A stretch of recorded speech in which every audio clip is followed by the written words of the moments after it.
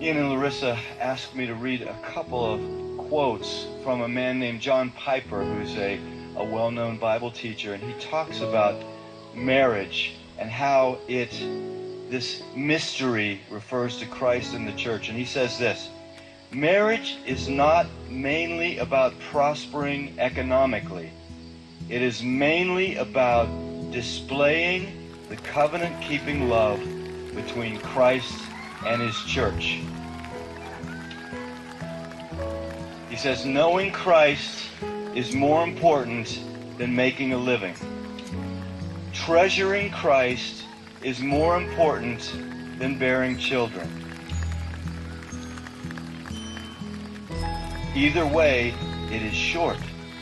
It may have many bright days, or it may be covered with clouds. But if we set our face to make of marriage mainly what God designed it to be, no sorrows and no calamities can stand in our way. Every one of them will be not an obstacle to success, but a way to succeed.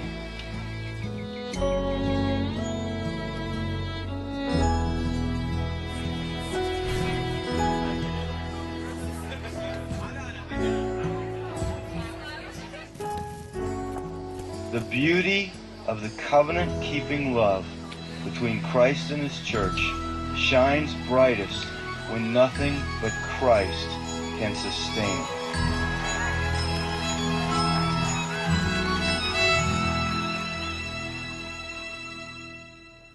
Ian and I first met in 2005 at college and had a blast for 10 months getting to know each other. And I was looking through and I found one of my favorite pictures, which I think was actually taken right before his accident. He set up a camera on his tripod, and it's just a classic Ian face that to me sums up who he is. We'd been dating for 10 months, and he was working an extra job for his dad, and he was on his way to work near Pittsburgh. And we got a phone call that he had been in an accident, and we didn't know if it was when he got to work or on his way. And so we got down to Pittsburgh, and I was just praying the whole time in the car that it wouldn't be his brain. After being at the hospital for a few hours, we found out that it was, and he had been in brain surgery for a few hours and had suffered a traumatic brain injury. God totally spared his life. One night, he was failing 4 out of 5 brain activity tests, and the next morning, he was doing well, and his brain was starting to respond again.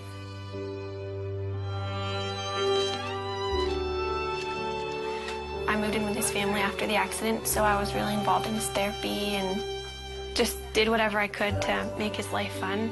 We'd go out on dates, and looking back, it's weird because he couldn't talk and he couldn't eat.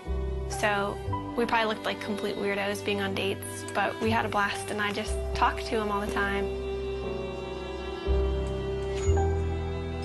I knew that before Ian's accident, he was very serious about marriage and was ring shopping, so I knew where he was, and that helped me so much. After he couldn't talk, I knew that he loved me, and I knew where he wanted the relationship to go because we were dating very intentionally.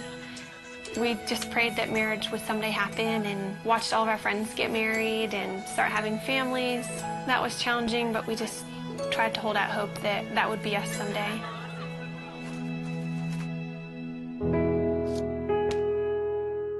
This is our board of gratefulness, and we encourage anybody who comes in to write a note of something that they're thankful for. It could be really small. Mine is just Saturday mornings, and it's just a good way that we've found to be just practicing gratefulness. And Ian, I think half of yours say my wifey, which is pretty cool.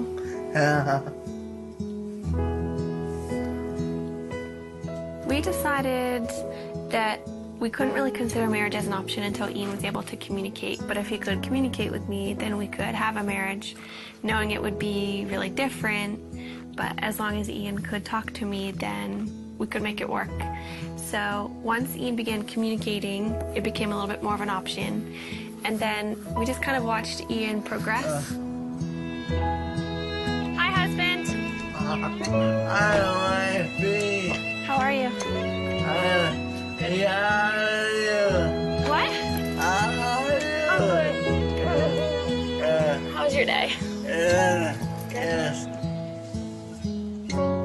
conversation I had with his dad. It was one of those conversations where I realized this could happen. Then that August, his dad was diagnosed with brain cancer.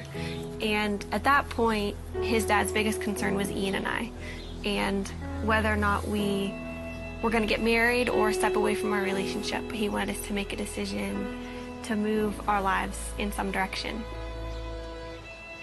He passed away before he was able to see us get engaged, but that was a huge impetus in why we started to pursue engagement.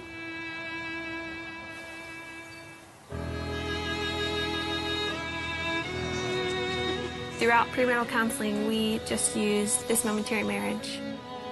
It was so helpful because John Piper talked a lot about primary things and secondary things, which is really important for us because when we're walking out our marriage practically, Ian can't do the secondary things like working or making a meal for me. Everything that's primary, though, he can do, which is leading me spiritually. Ian always comes back to the foundational truths of who God is and kind of reels me back in for my emotions, and that's the most important thing. We have two friends that we're going through the book with.